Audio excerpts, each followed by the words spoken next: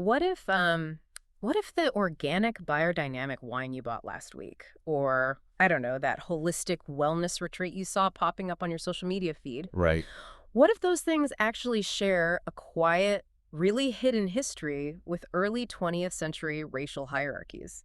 I mean, I know that sounds like a massive, almost impossible leap to make. It really does. Yeah. But today, we're looking at how the most innocent seeming things that use words like, healing or ancient or spiritual, can have these incredibly dark, complicated roots. Yeah, it's wild. And that actually brings us directly to you, our listener, Okay. because you sent us a story about a personal experience that honestly, it made the hairs on my arms stand up. It was a very striking story, Yeah. really. It perfectly captures that profound moment of cognitive dissonance. When something you've been told is completely safe turns out to be anything but. Exactly. So you wrote to us and explained that a mentor of yours, someone you really looked up to and trusted, handed you this old, unassuming book. Right, they said it was something that might interest you, like a tool for personal growth. Yeah. And the title was Initiation and Its Results. You mentioned that the physical book itself looked plain, just an old text, but you said it gave you this immediate, unsettling, scary feeling right off the bat. Like an instinct. Right, something in your gut just said no.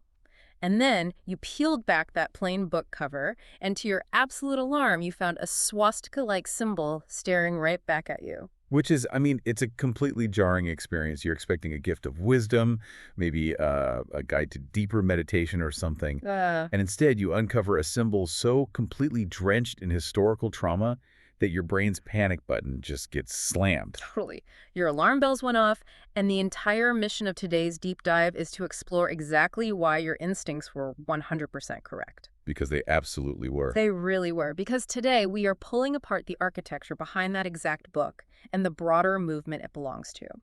It's a movement called Anthroposophy, founded by a man named Rudolf Steiner. Yes, and we are looking at a system that basically uses the language of mysticism to mask something deeply, deeply disturbing. Right. To really grasp what you were holding in your hands that day, listener, we need to talk about a concept our sources heavily outline, which is spiritual propaganda. Spiritual propaganda. Yeah. Okay. That symbol you found underneath the cover wasn't just like a misprinted decoration or an unfortunate design choice. It was a very accurate clue to a system that operated remarkably like a high-end snake oil salesman. Wow. What this movement did was take the very specific cultural anxieties, the racial biases and the prejudices of early 20th century Europe, and it repackaged It them. laundered them, basically. Exactly. It laundered those biases into a system it called spiritual science, turning prejudice into this sacred, unquestionable hierarchy. Okay, let's unpack this because calling a massive spiritual movement snake oil is a heavy accusation. It is, yeah.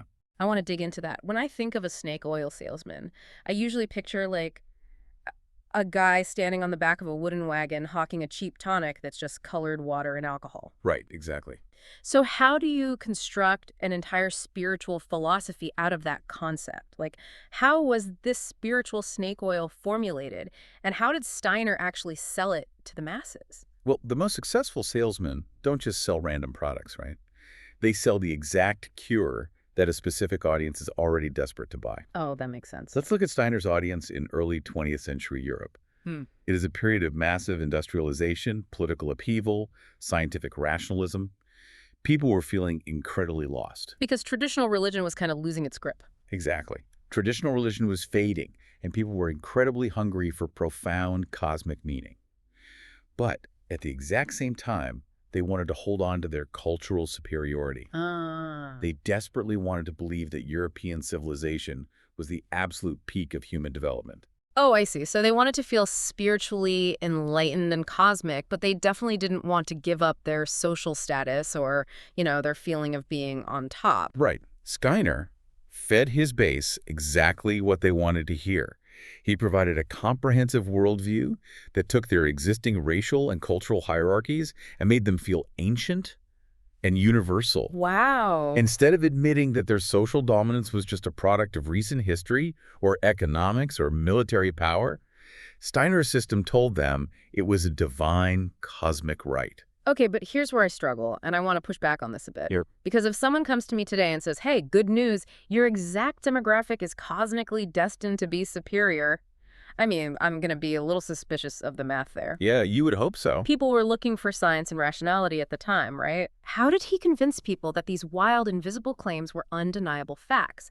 It's like dressing subjective bias in a lab coat so nobody is allowed to question the results. That is a perfect analogy. He called it spiritual science, but where is the science part? What's fascinating here is how he completely bypassed people's rational filters.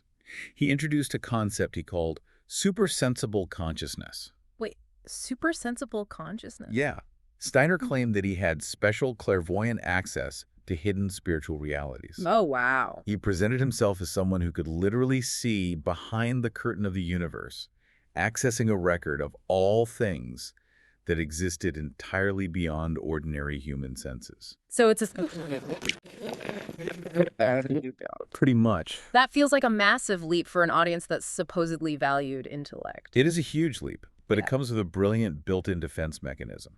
Think of it like a referee in a game who is the only person allowed to look at the rule book. Okay. If someone challenged his claims, say a historian pointing out factual errors or a scientist asking for empirical proof, Steiner didn't have to debate them on their terms. What did you do? He simply dismissed those critiques as being too materialistic. Wow. So the referee just changes the rules whenever he starts losing an argument. You can't prove me wrong because you don't have the magical rule book. Precisely. He created a closed loop. The system tells you that physical reality is merely the shallow surface of a hidden spiritual reality. Right. And if you question the man who supposedly sees the deep, hidden reality, you aren't pointing out a flaw in his logic. You are just exposing your own lack of spiritual evolution. Oh, that is so manipulative. It perfectly insulates the doctrine from any real-world accountability or critique. That is an infuriating trap. You can't argue with the guy if his only response is that your soul just isn't evolved enough to understand his genius. Exactly. But let's look at the actual rules he wrote in this hidden rule book. Because when we dive into the specific ideas outlined in our sources, the architecture of inequality he built gets incredibly dark. Yes, it really did. For instance, in his work Cosmic Memory, he introduces this framework of root races. Right, and this is where the spiritual propaganda becomes explicit. Steiner essentially treats human history as a literal spiritual ladder. Okay. He divides humanity into evolutionary stages, claiming that some groups of people are future-facing and spiritually advanced, while other races are explicitly framed as declining, older, or spiritually obsolete. Spiritual obsolescence, that's... Our sources mention that he even has sections with titles like the Lemurian race. What exactly does that mean in this context? So Lemuria was supposedly a lost ancient continent, and the Lemurian race was categorized as a primitive stage of human development. Like a myth. Well, in Anthroposophy, these aren't just myths. They're treated as real, actual, historical epochs. Wow. But the key mechanism here is that he uses these concepts to rank existing modern human populations. He suggests that certain groups of people alive today are essentially leftovers from these primitive, spiritually unevolved stages. Wait, hold on. I have a really hard time wrapping my head around how people accepted this, especially when they use terms borrowed from Eastern philosophy. Right, the language is tricky. Because when I hear words like karma or reincarnation in the wellness spaces I run in today, it's always about the individual. You know, you try to be a good person, you learn your life lessons, your soul grows. Yes. If I'm wealthy or poor, it's about my personal journey. How in the world does a system twist personal karma into a ranking of entire ethnic groups? Like, how does race get dragged into an individual soul's journey? That is a crucial question, and it's where anthroposophy crosses a very dangerous line into what scholar Peter Stadmeyer calls cosmic racism. Cosmic racism. Okay, yeah. In this system, race and ethnicity are deeply tied to your karma. It's not just a personal journey of being a good or bad person. The racial or ethnic group you are born into is interpreted as the direct result of your soul's spiritual development in past lives. Oh my God. So you're saying if you're born into a privileged group, you spiritually earned it. Yes. Stadmeyer refers to this framework as spiritual bookkeeping. Spiritual bookkeeping. That's chilling. Imagine you are a wealthy, educated European sitting in one of Steiner's lecture halls. This system tells you that your social and racial status isn't an accident of history. You're not just lucky. Right. You aren't benefiting from systemic inequality or the luck of the draw. You are reaping the rewards of your own spiritual superiority. Inequality is no longer viewed as an unjust reality that needs to be fixed. It is framed as deserved, meaningful, and cosmically ordered. That is incredibly convenient for the people at the top. It literally takes human injustice and calls it a spiritual law. And he didn't stop at karma. Yeah. He went all the way down to the biological level. Seriously? Yeah. In a lecture series called The Mission of Folk Souls, Steiner actually assigns collective spiritual identities to entire nations. He connects human bloodlines to invisible cosmic forces. Our sources mention things like planetary influences and entities called the Elohim. How does that actually work in his system? Because to a modern ear, that sounds like astrology mixed with genetics. That is essentially what it is. Mm. He claimed that different racial characteristics were actively shaped by different cosmic forces. Okay. For instance, he argued that Mars spirits entered the bloodline to shape certain traits, or that planetary influences from Venus and Jupiter, guided by these high spiritual beings known as the Elohim, were responsible for forming specific races. Wow, he really built a whole mythology around this. He did. He specifically used this elaborate cosmic mythology to explain the formation of the Mongolian race and the Semitic bloodline, completely separating them out. So he took human biology, the very thing that binds us all together as a species, and turned it into this bizarre hierarchy where some people's blood is allegedly guided by higher planets than others. Yes. Instead of treating people simply as equal human beings, it places human difference inside an invisible caste system. It is the complete fusion of biology and spirituality. Once you claim that a person's blood and ancestry are connected to planetary forces and spiritual missions, you have entered the exact same mythological territory that racial nationalism relies on. It spiritualizes ethnicity. Which brings us right back to you, our listener, and that scary moment you had. Exactly. Because everything we've talked about so far is the overarching theory, right? But the book you were holding when you saw that swastika-like symbol initiation and its results, that book is the actual practice. This is the manual. That is the instruction manual. And here's where it gets really interesting, because when we look at what's inside that manual, your instinct to drop it makes total sense. Absolutely. We need to look at what this initiation actually demands of a person. Mm-hmm. Because when we hear the word initiation today, we might think of a peaceful meditation retreat or learning how to be more mindful. Yeah, some light yoga, some breathing exercises. But that is not what Steiner is describing. In the very book you were holding, listener, there is a chapter specifically titled The Dissociation of Human Personality During Initiation. The dissociation of human personality. I mean, usually when my personality starts dissociating, I call a therapist, not a spiritual guru. Right. That title alone is a massive red flag. What exactly is he telling people to do to their own minds? He is detailing a process where the normal, healthy connections between your thinking, your feeling, and your willing are intentionally severed. Severed. Yes. Think about it in your day-to-day life. If you feel an emotion, you think about it, and then you act on it. Those faculties are bound together naturally. Yeah. Steiner's initiation aims to deliberately break those threads. The idea is that you dismantle your ordinary psyche, and then you are forced to rebuild it entirely through his specific occult discipline. That sounds terrifying. You're intentionally breaking your own mind apart. Does he just expect everyone to be able to successfully put the pieces back together? Well, that's the catch. And he openly warns his readers about the massive risks. He states that if a student fails to hold these severed parts of their personality together through strict obedience to the occult training, the results are catastrophic. Catastrophic. How? What does he say happens to the student? He writes that their will becomes unbridled and dangerous. Their feelings turn into desperate dependency or religious excess. Oh, wow. And their thought becomes a cold, detached separation from reality. He explicitly states that if this process fails, the person could end up resembling a madman or someone suffering from a severe nervous illness. Let me get this straight. The pitch is, I'm going to teach you how to dismantle your own sanity, and if you don't follow my exact unprovable rules to put it back together, you will literally lose your mind. That's the pitch. And if we connect this to the bigger picture, you can see the ultimate trap of this entire system. How so? True spiritual growth usually clarifies your perception, right? It grounds you. It deepens your empathy and your ethical responsibility to the people around you. Usually, yeah. But this type of initiation demands absolute obedience and the surrender of ordinary judgment. The student is broken down. Their ordinary intuition, their gut feeling, is dismissed as lower consciousness. Ah, so you can't even trust yourself anymore. Exactly.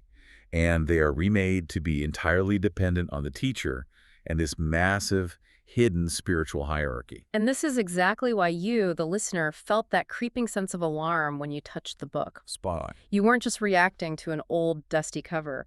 You were intuitively picking up on a system that openly describes breaking down a person's will and replacing it with submission.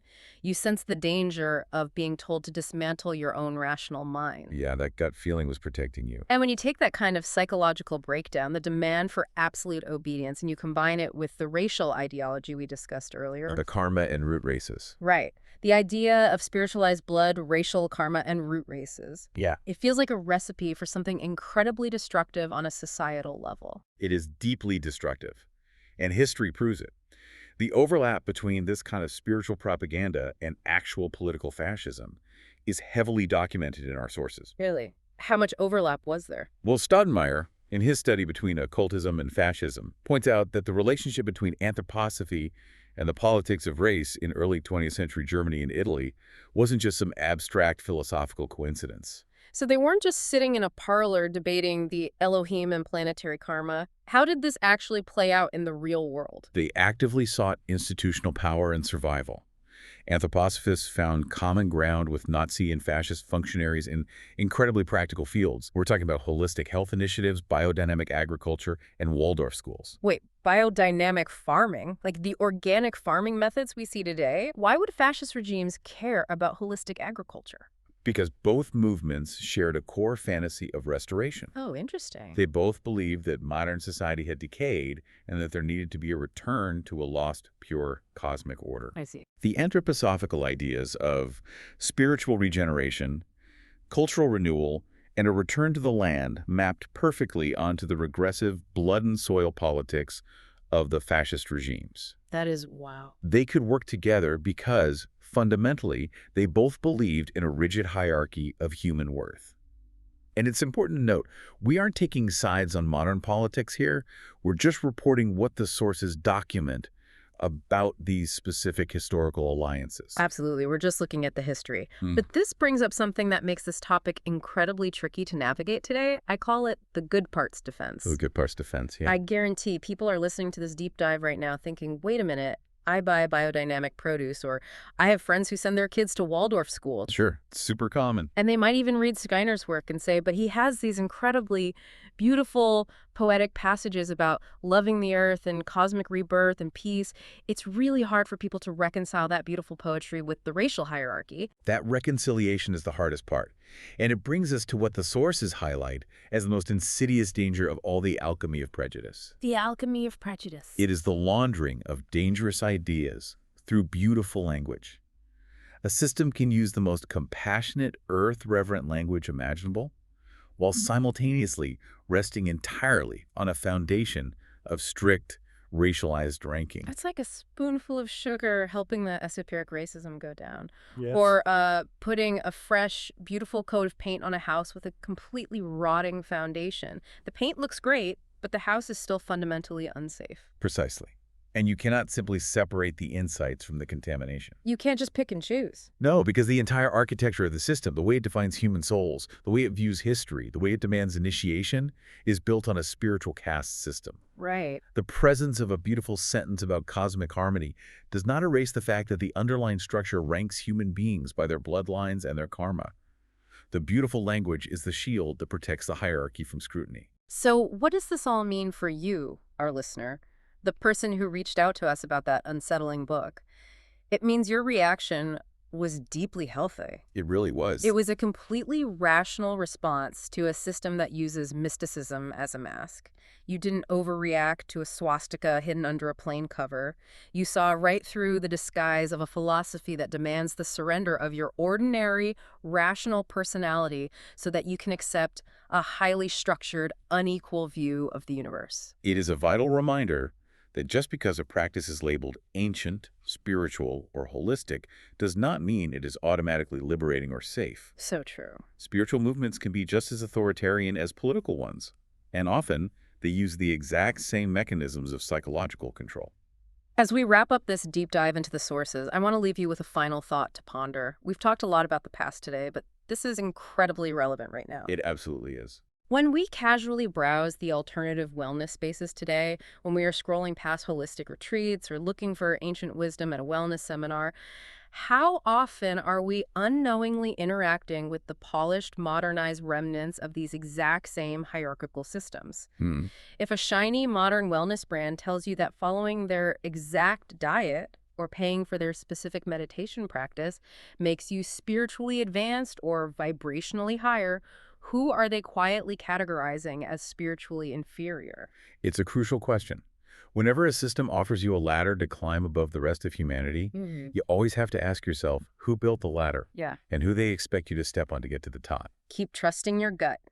If you pull back the plain cover of a philosophy and something dark is staring back at you, don't let beautiful language convince you that you aren't seeing what you're seeing. Stay curious, stay critical, and we'll catch you on the next deep dive.